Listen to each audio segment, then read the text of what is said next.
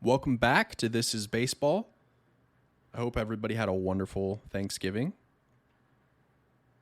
It is award season in Major League Baseball, or at least it was award season. A season in baseball that seems to last about as long as the postseason does. I feel like we're handing out awards for the entire month of November in Major League Baseball. And I think that MLB should consider reformatting or revamping their award season. Because I think they're missing an opportunity to really make it a big thing for their league. And I want to jump into that. But first, I want to highlight some of the awards that were given out in 2023. And I will start with the MVP awards. In the American League and in the National League, both MVPs were unanimous selections. In the American League, no surprise to anybody, Shohei Ohtani was named MVP for the second time in his career. He led MLB in slugging and OPS. He had 44 home runs. He was absolutely dominant on the mound, had an ERA just over 3, 165 plus strikeouts in 132 innings for the Los Angeles Angels. Over in the National League, Ronald Acuna Jr. had an absolutely dominant season.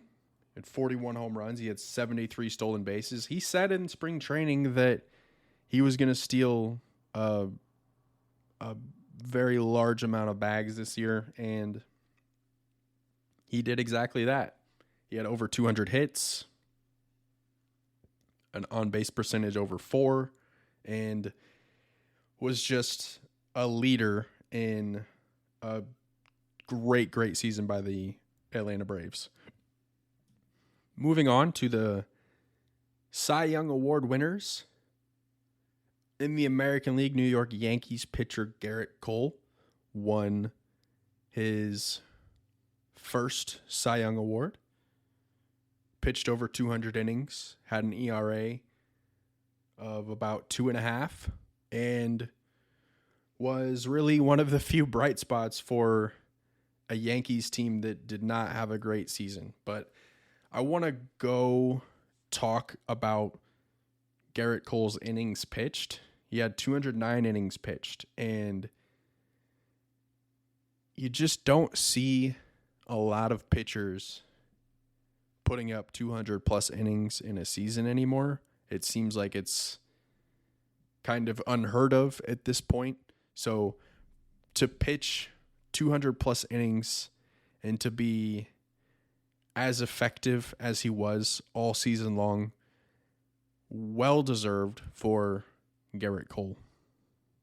You just don't see that longevity anymore for pitchers, and it's nice to see that there's still kind of at least one old school pitcher out there, if you will, that can go deep into a game and still pitch at a high level.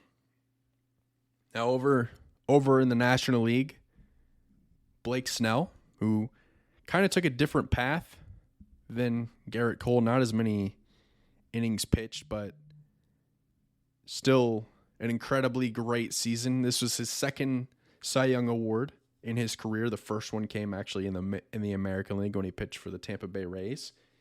He had over 230 strikeouts, and he had the second highest strikeout rate in the majors. Just, again, another dominant season, and same as Garrett Cole, kind of one of the few bright spots for the Padres, a team that didn't really have the season that they hoped, but from an individual standpoint, Garrett Cole and Blake Snell both were some bright spots in an otherwise down season for a couple of teams. Moving on to the Rookie of the Year awards. American League, Gunnar Henderson for the Baltimore Orioles. Great defensive player for them and provided a lot of pop as well in his rookie season. 82 RBIs, 100 runs, 28 home runs. Was a great piece for an Orioles team that exceeded everybody's expectations. In the National League, I don't think anybody's surprised by this, but Corbin Carroll, Arizona Diamondbacks outfielder, won Rookie of the Year for them unanimously. 25 home runs and 54 stolen bases. He is the first rookie to do that in Major League history, and obviously a huge reason why the Arizona Diamondbacks went to the World Series. Lastly, let's look at the Manager of the Year awards in the American League. Baltimore Orioles, Brandon Hyde. Again, Baltimore exceeded everybody's expectations. Not only did they make the playoffs, but they were the best team in the American League record-wise. 101 wins, won the American League East, beat out the Rays, Yankees, and Blue Jays for that spot. And while they didn't perform how they wanted to in the postseason, Baltimore Orioles had an incredible year and are set up to have multiple years of success behind the leadership of Brandon Hyde. In the National League, first-year manager Skip Schumacher for the Miami Marlins won the award for the National League, and it makes a ton of sense to me if you look at expectations versus reality for the Marlins. Obviously, you look at the National League East and you automatically think Braves, Mets, and Phillies. And the Marlins and the Nationals are kind of an afterthought.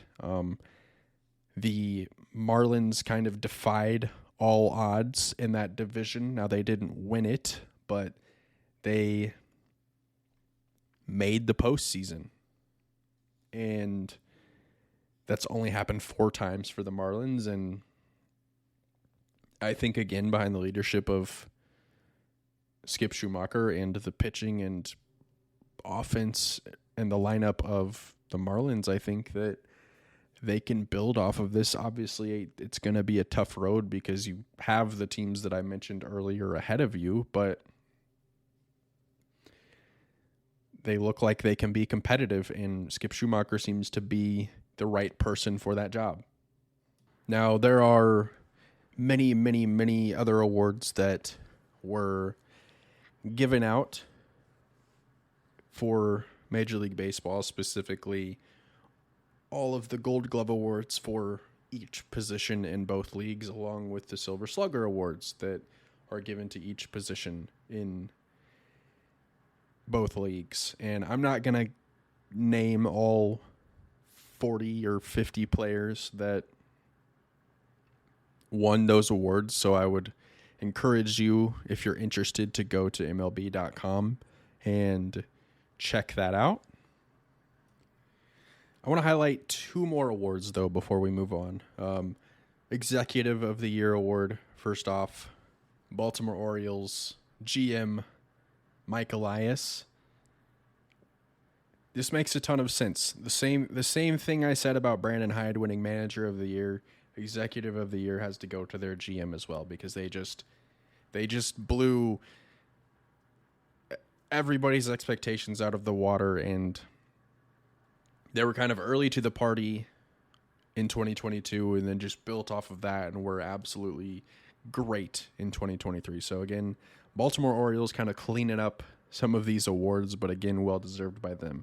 And the last award that I think is worth highlighting and should be a much bigger deal than it really seems to be is the Clemente Award. Now, this is an award that, if you're familiar with NFL, very similar to the Walter Payton Man of the Year award. And that's always the last award that is given out at the NFL honors. And they make it the biggest deal. They make it a bigger deal than the MVP award. And I think that we need to understand the importance of not only being a great player on the field, but being great inside of your community and being just involved in the city that you play in and being an example. And the winner of the 2023 MLB Clemente Award was Aaron Judge for his All Rise Foundation. And again, big deal for Aaron Judge and the New York Yankees. Now that wraps up some of the awards that I want to highlight. Again, if you're interested in seeing everything that was won during the 2023 season, just go to MLB.com. You will find every award listed out there. And now that we've gone through that, I have to be honest, I kind of have some beef with the way that MLB does their awards. It seems like we spend about 2 or 3 weeks getting just kind of drip fed each award. And I know that there are a lot of awards to be handed out, but I think it could be done differently.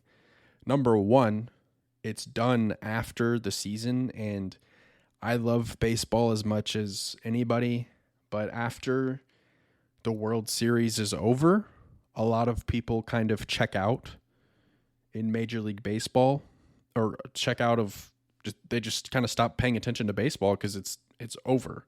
And I think that a lot of these awards kind of get lost and just overlooked because they're being given out when nobody's really watching. In November, people have moved on to other things. You have NFL in full swing, college basketball starts, NBA's going, obviously college football is in full swing, among many other things. This is a very busy time of year for a lot of people for obvious reasons.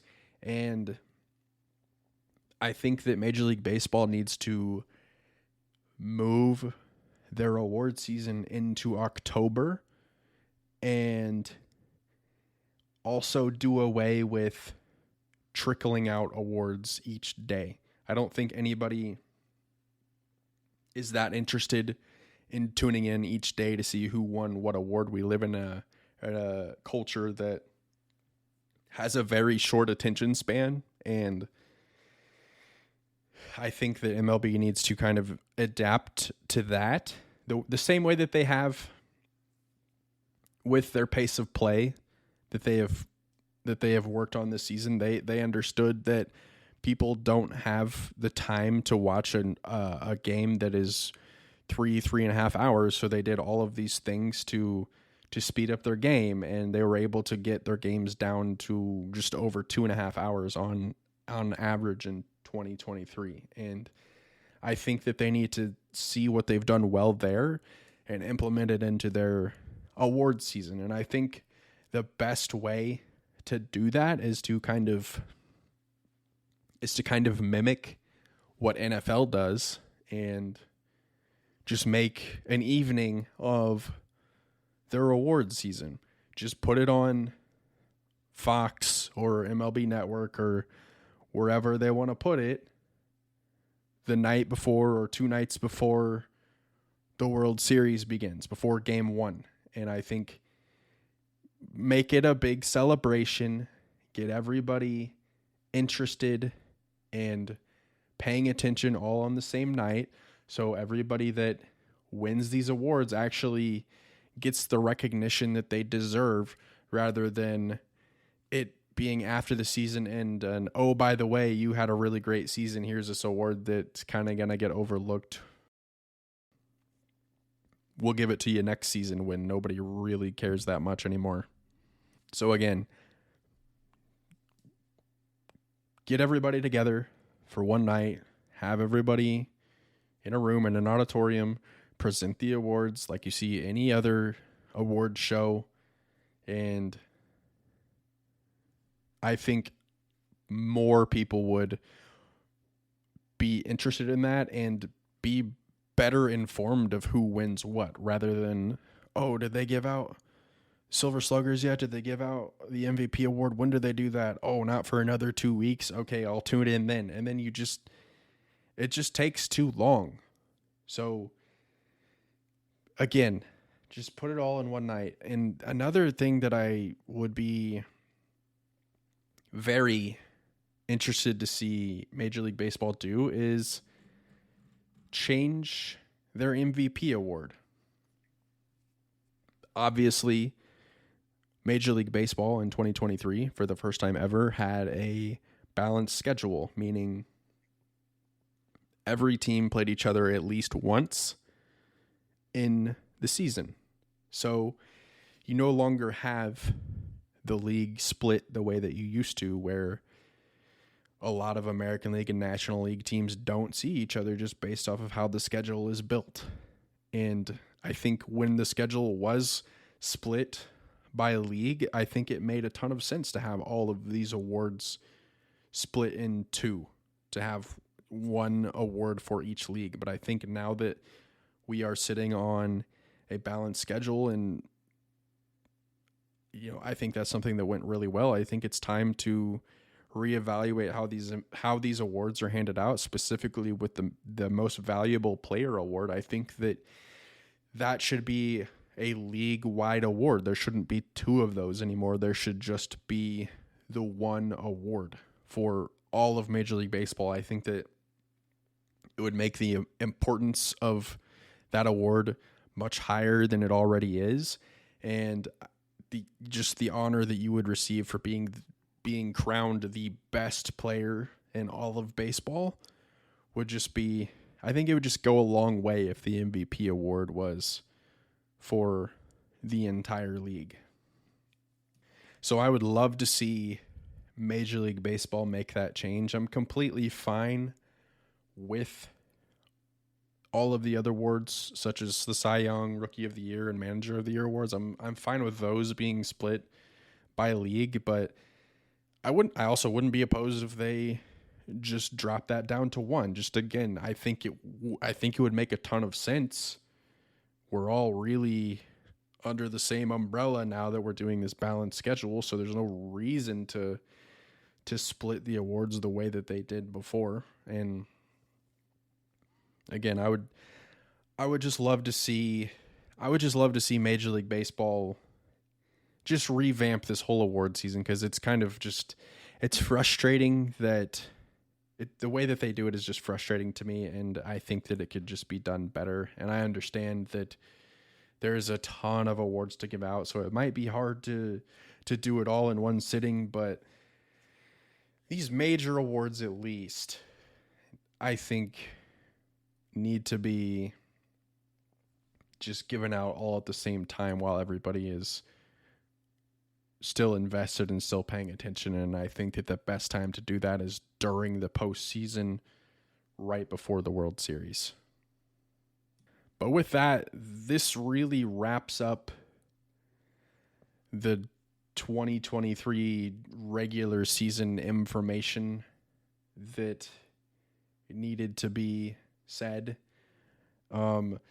Looking back on 2023, obviously a great season. Congratulations again to the Texas Rangers for winning their first World Series championship in franchise history. Congrats to the Diamondbacks for being a team that nobody expected to find themselves not only in the playoffs, but all the way in the World Series. And I am already looking forward to the 2024 season. It can't get here soon enough. I know that it'll be here before we know it, because that's just how things seem to work. But really now what we're doing is we're just kind of waiting on free agency to pick up a little bit. interesting to see where Ohtani lands. There was reports that he would be interested in a short deal with an extremely high AAV. So I think that'll put a lot more teams into the Ohtani sweepstakes. Winter meetings are in December, so I think we might see a deal get done there. But again, like I said, got a lot of off-season content coming your way. And I'm excited to get into all that. But that is all I have for this episode of This Is Baseball. Thank you so much for listening, and I will see you next time.